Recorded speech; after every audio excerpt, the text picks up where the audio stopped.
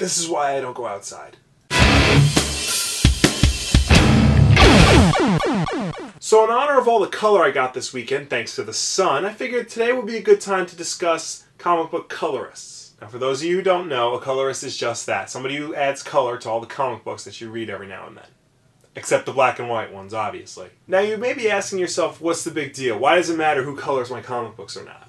Well, if you ask me, I think it's a pretty big deal, because a colorist can often make or break a book, even more so than the person who's penciling it. For example, let's take a look at the current Hawkeye series. This book has had many different artists since its debut in 2012. The primary illustrator is David Aja, but it's also been illustrated by the likes of Javier Prudillo, Jesse Ham, Stephen Lieber, Andy Wu, and Francesco Francavilla. All these artists have different styles and different mentalities when going into their work. David Aja's pencilings look a lot different from Andy Wu's pencilings and so on. Now, with the exception of Francesco Francavilla's issues, this whole series has been colored by Matt Hollingsworth. And with this simple use of purples and grays, it sets a look for the series that's unmistakably Hawkeye. You can tell that a single comic panel came from an issue of Hawkeye based on the colors alone.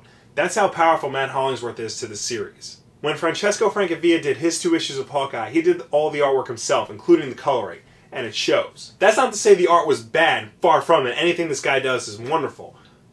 But it looks more like a Francesco Francavilla painting and less like an issue of Hawkeye. Here's another example. This is Brian Boland. This is Brian Boland's Batman. This is also Brian Boland's Batman.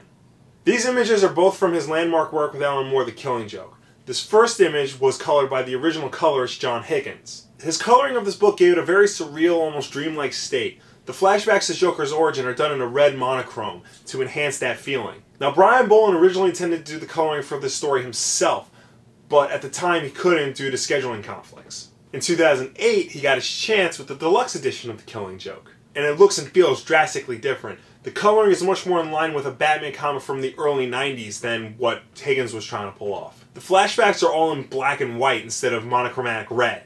There's like hints of red here and there in the Red Hood's costume and like the shrimp and the bowls in some scenes. Also, he removed the yellow oval from Batman's chest for some reason. I don't know why. Now, this coloring isn't bad. In fact, it really works for the story. But it removes the dreamlike state of the work that Higgins put in, and that kind of knocks it down if you ask me. In a previous episode, I made a joke about how all of DC's comics are currently being colored by Alex Sinclair. Now, that's obviously not true. He's just one man, but he does a lot of work for DC.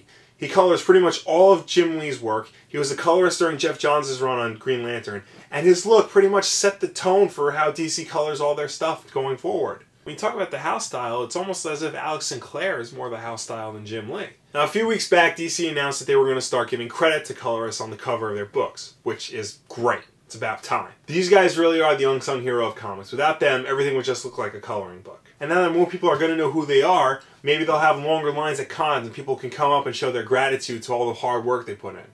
That's always a good thing.